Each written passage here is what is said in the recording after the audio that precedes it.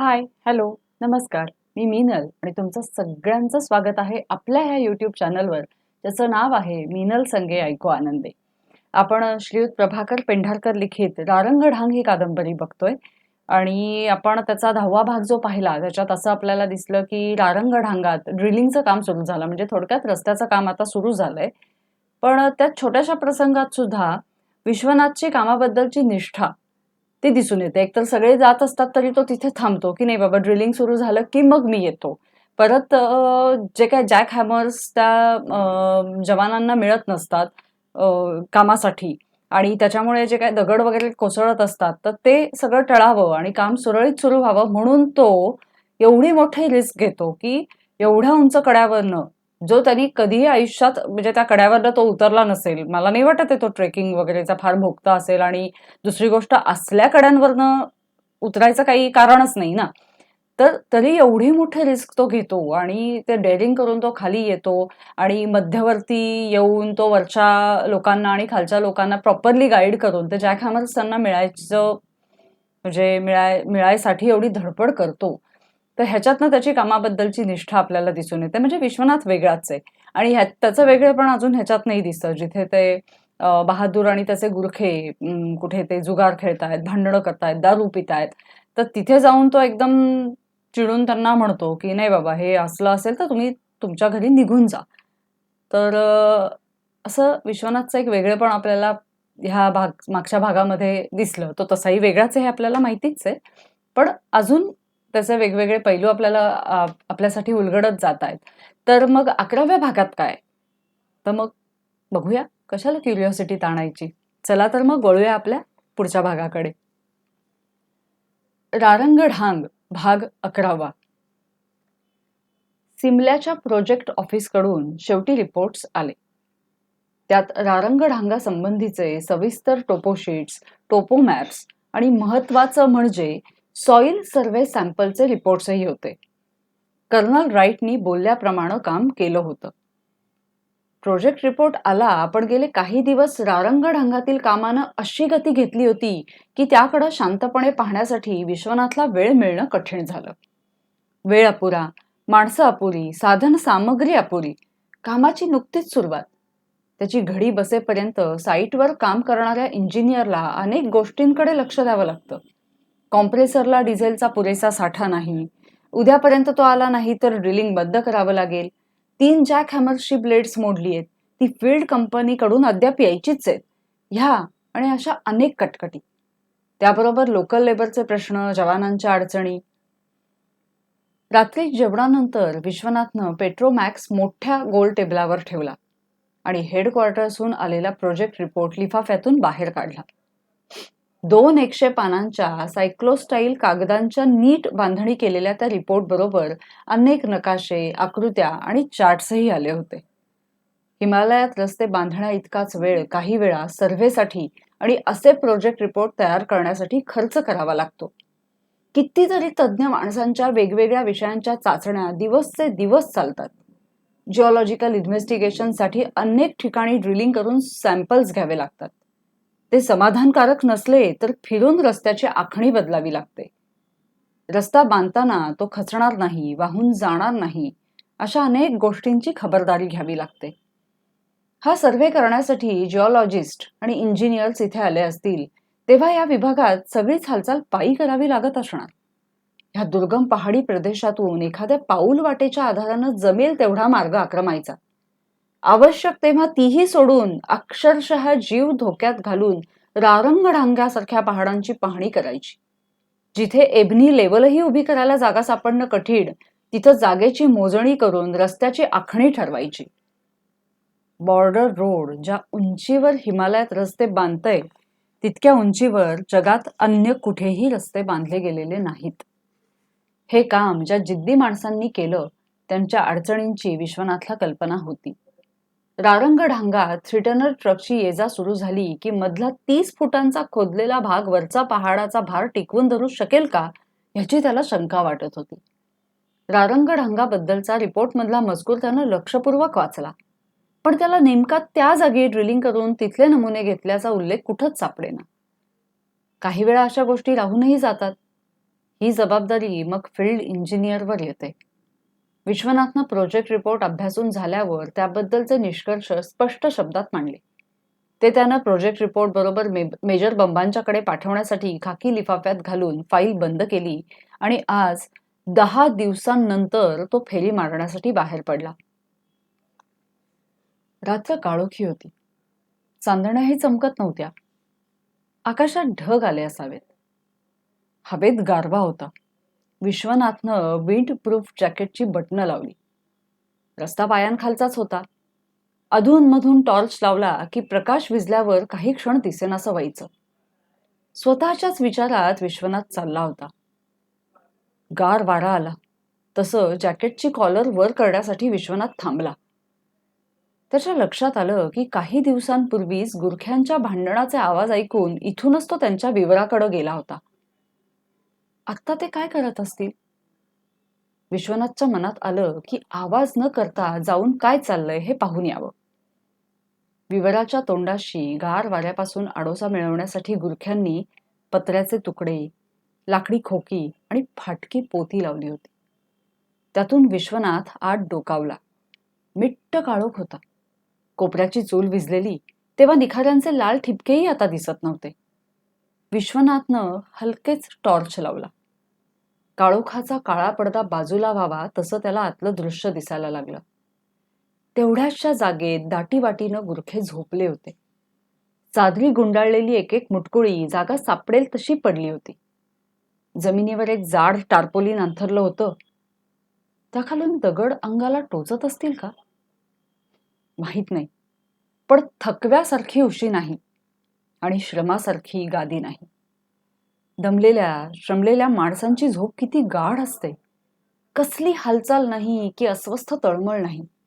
ही निद्रा त्यांच्या भोवती हलकेच एक गहिरं आवरण निर्माण करते. पोखरणाऱ्या काळजा, जाळणाऱ्या चिंता ती त्यांच्या आसपास फिरकूही देत नाही. ही गाढ झोप गरिबांची संपत्ती. कोणत्याही जोखडापासून ही तात्पुरती मुक्तीच. जगात आधुनिक विज्ञानानं अनेक शोध लावले.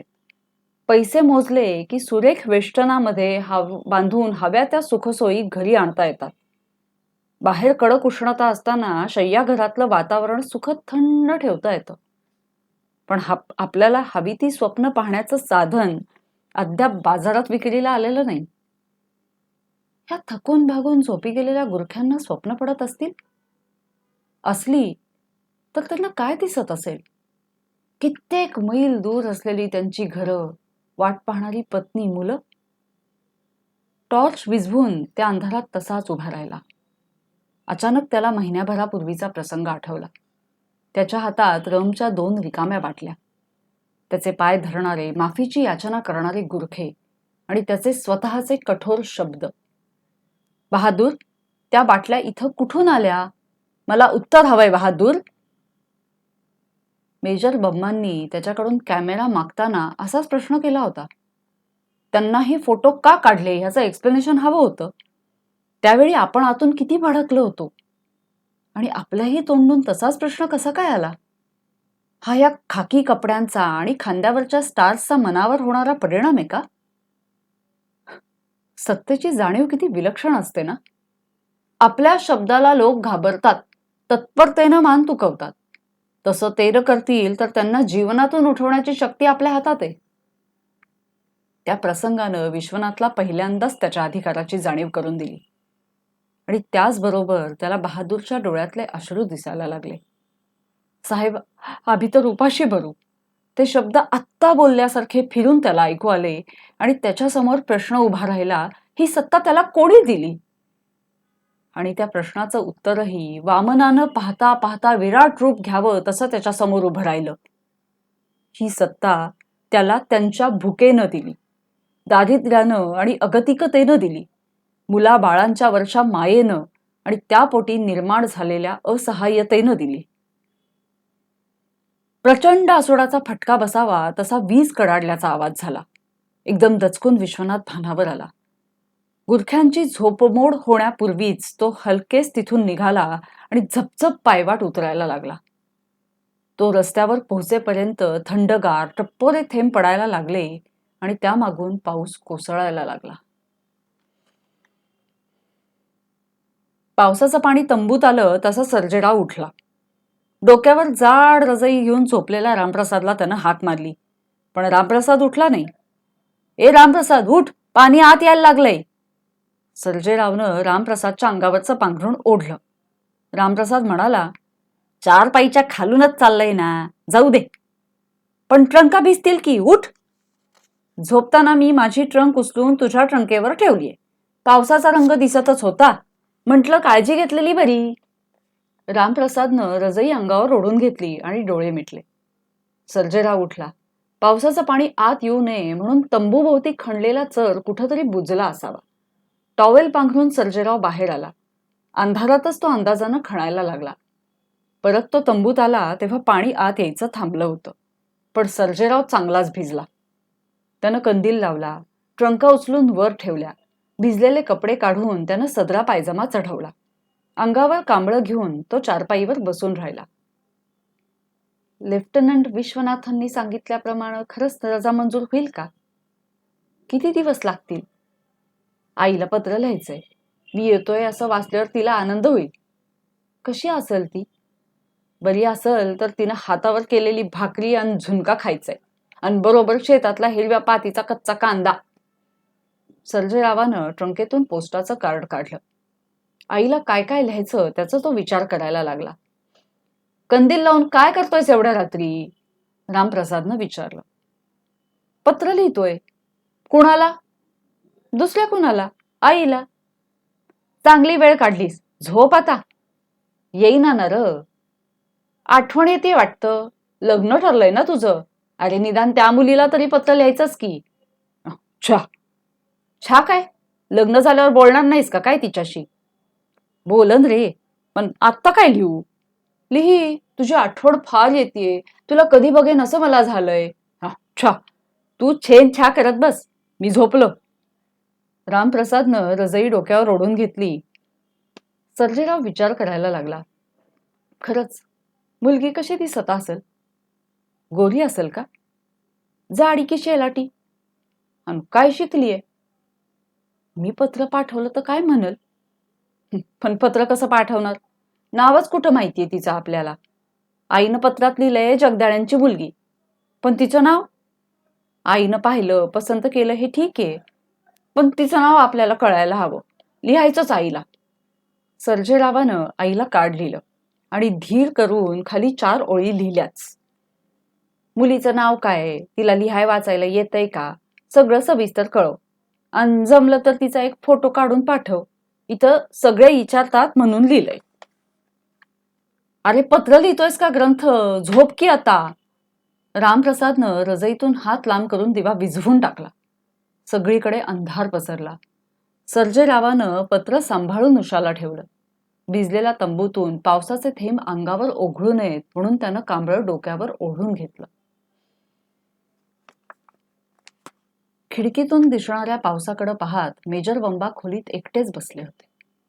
थंडी, पाऊस, इथलं एकटेपण, कामाचा ताण, कंटाळा, ह्या सगळ्यांवर एकच उपाय, व्हिस्की. रिकाम्या झालेल्या ग्लासात मेजर बंबांनी बाटलीतली व्हिस्की ओतली. हा कितवा पेग? 4था की 5वा?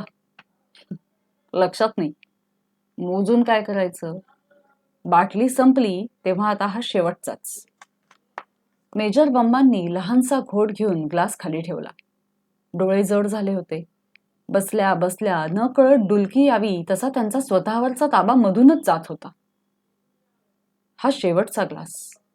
कदाचित इतका वेळ जाणीवे नेणिवेच्या सीमारेषेवरून चाललेला हा प्रवास तो संपवेल आणि मग सगळं शांत होईल. ऑफिसातून आल्यापासून सुरुवात केली. पाऊस केव्हापासनं चाललाय आणि तो नसता तरी जाणार कुठं? त्याच लोकांच्या बरोबर त्याच गप्पा, तेच विनोद, तेच हाशे. जुनी शिळी वृत्तपत्र, मंत्र्याच्या भाषणांचे वृत्तांत, उद्घाटन, संप, मागण्या, जाहिराती. त्या सगळ्यांशी आपला काय संबंध? खाली दूरवर तिकडे काही घडतंय. घडू दे. तुम्ही पहा, वाचा, अनुभवा. आमच्याकडं रस्ता, सुरुंग, कोसळणारे दगड, लँडस्लाइड्स, वरून पत्र, ठरल्याप्रमाणे प्रगती नाही झाली म्हणून तगादा लावणारी मीटिंग, सर्क्युलर्स, ऑर्डर्स, येस सर करतोय. हा एवढा पट्टा संपला की ढांग, मग पूल, परत रस्ता चालूच आहे. हा रस्ता कुठं जातो? रस्ता कुठं जात नाही, तो इथंच आहे. आम्ही चाललोय कुठं? सीमेपर्यंत. आणि पुढं पुढं डेड एंड. ऐकलं नाही? Dead end. सिगरेटचं पाकिट कुठं आहे? ही ही शेवटची. असू दे. तुम्ही सिगरेट फार ओढता अलीकडं. सांगितलं ना, ही शेवटची. काही नाही, पुरे करा आता. बिलकुल ओढायची नाही. आत्ता असं काय करतेस? सिगरेट का काढून घेतलीस हातातून? तुम्ही आज जास्त घेतलीत. मला तुमच्याशी बोलायचं होतं. पण तुम्ही रजेवर आल्यापासून सवड आहे का तुम्हाला? बोल, मी ऐकतोय. हिमालयातून तुमची परत बदली कधी होणार आहे? बहुतेक पुढच्या वर्षी. फॅमिली स्टेशन मिळेल? हो, बहुतेक मिळेल. कुठे? कुठेही. हिमालयापासून कन्याकुमारीपर्यंत पसरलेल्या या भारतात कुठेही. दिल्लीलाच करून घ्या. ओके. चीफ ऑफ स्टाफला कळवून टाकतो. आमच्या मिसेस म्हणाल्या बदली दिल्लीलाच झाली पाहिजे. तुमचे विनोद पुरे करा. मुलांच्या शिक्षणाचा काही विचार? महेंद्राचं हे 10वीचं वर्ष आहे. आणखी कुठं बदली झाली तर मला दिल्ली सोडता येणार नाही. आम्ही इथंच राहू. मा आणि पप्पा आहेच आहे तिथं. मग हिमालयात काय वाईट आहे? ते तुमचं तुम्ही ठरवायचं. मला सांगायचं होतं ते मी सांगितलं. 3 वर्ष हिमालयात काढल्यावर आर्मी जर तुमच्या इच्छेप्रमाणे बदली देत नसेल तर ती सर्व्हिस सोडा. पप्पांची फॅक्टरी आहे इथं. तुम्हाला काम मिळेल. सैन्यात असा काय पगार देतात? तेवढे पैसे कुठंही मिळतील. थँक्स. तुला आणि तुझ्या पप्पांना. मी इथं हिमालयातच ठीक आहे. तुझ्या पप्पांच्या सारखी माझी फॅक्टरी नाही. तुझ्या माहेरासारखा मी श्रीमंत नाही. पण इथं माझ्या शब्दाला मान आहे. इथं वाद नाहीत, भांडणं नाहीत. मी म्हणतो तेच इथं चालतं.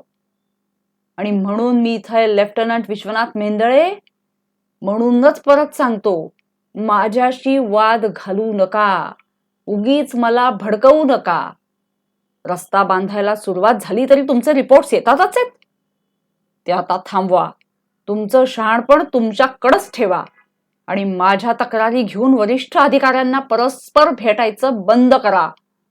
आर्मीची शिस्त मीच कधीतरी तुम्हाला शिकवीन. Remember it well, you bloody civilian. पाणी न मिसळलेल्या व्हिस्कीचा ग्लास रिकामा झाला. सतावणारे, छळणारे विचार थांबले. स्वतःशीच चाललेली प्रश्नोत्तरं बंद झाली. एवढा वेळ चाललेली तगमग मद्याच्या नशेत पूर्ण बुडाली. मनातला कोलाहल थांबला. डोळे मिटले गेले. खुर्चीत बसल्या जागी मेजर बंबा झोपी गेले. छतावर पडणाऱ्या पावसाच्या थेंबांशिवाय सगळी हालचाल थांबली. पावसाच्या थेंबांचा हा आवाज सोडला तर रात्रीच्या वेळी सगळंच शांत आहे. हिमशिखरावर रेंगाळणारे ढग आता खाली उतरले. त्यात दूरवरचा किन्नौर कैलास, बलदंड देहाचा रारंगढांग आणि त्याला विळखा घालून वाहणारी सतलज सगळंच दिसेनासं झालंय. टेबलावरचा कंदील, समोरचे कागद आणि हातातलं पेन एवढ्याच गोष्टींचं अस्तित्व उरल्यासारखं वाटतंय. हा खराखुरा एकांतवास. पण एकांतवासातही माणूस एकटा थोडाच असतो. माझ्यानेही तुमच्याशी गप्पा चालल्या. तुम्ही विचारलं हिमालय कसा दिसतो? केवढा अवघड प्रश्न आहे. हिमालयाचं मला झालेलं पहिलं दर्शन केवळ अविस्मरणीय. सिमल्याहून पुढं नारकंड्याला हिमालयाची शुभ्रधवल हिमशिखरं एकदमच दिसायला लागली. एकाच्या पाठोपाठ दुसरं, तिसरं, नजर पोहोचू शकेल एवढी शिखरच शिखरं.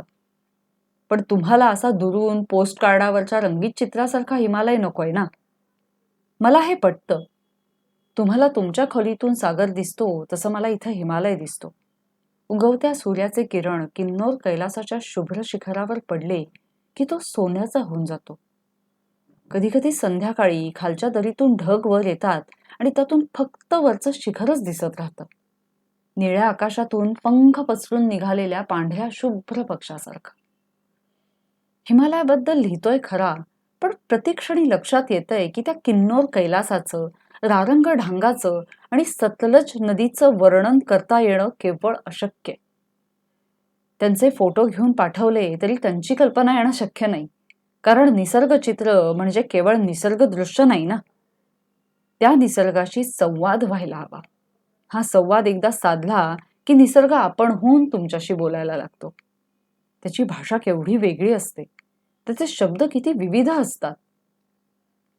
त्या सतलजच्या प्रवाहाचा सतत चाललेला ध्रुंगार, रारंग ढांगातले दगड त्या अवघात पडल्यावर उसळणाऱ्या पाण्याचा आवाज, पहाटेच्या वेळी पक्ष्यांची किलबिल, रात्री रातकिड्यांची किरकिर, मेघांचा गडगडाट, क्षणात चमकून जाणाऱ्या विजेचा कडकडाट, कधी वाऱ्याची भणभण, कधी नुसतीच पानांची सळसळ, आणि ह्या सगळ्यांपेक्षा अगदी वेगळाच एक आवाज, इथे येण्याआधी कधीही न ऐकलेला. हा आवाज शांततेचा. खरंच सांगतो, शांततेला आवाज असतो. कधी कधी चंद्रप्रकाशात दूरवर निस्तब्ध शुभ्रधवल किन्नौर कैलास दिसत असतो. रात्री मी एकटाच कितीतरी वेळ त्याच्याकडे पाहत बसलेलो असताना अवचित मला शांततेचा आवाज पहिल्यांदा ऐकायला मिळाला. तुम्ही ऐकलाय कधी?